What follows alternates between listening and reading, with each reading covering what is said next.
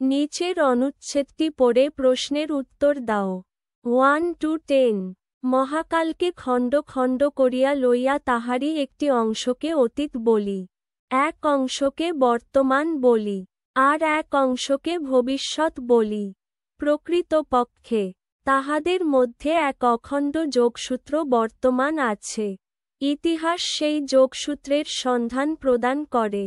তাহার সাহায্যে বুঝিতে পারি সংসারে কেবল জয় পরাজয় আছে, কেবল পতন নাই। উত্থান পতন আছে, কেবল মন্দ নাই। ভালো মন্দ আছে, আছে বলিয়াই আশা আছে। যে পরাজিত তাহার আবার জয়লাভের আশা আছে, যে পতিত তাহার আবার উত্থিত হইবার আশা আছে, যে মন্দ তাহারও আবার ভালো হইবার আশা আছে।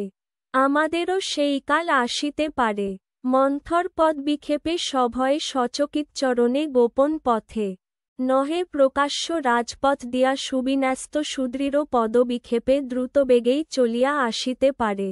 যখন তাহা আসিবে, তখন আমরাও অভ্যুদয় লাভ করিতে পারিব। যে পতিত তাহার আবার উত্থিত হইবার আশা আছে।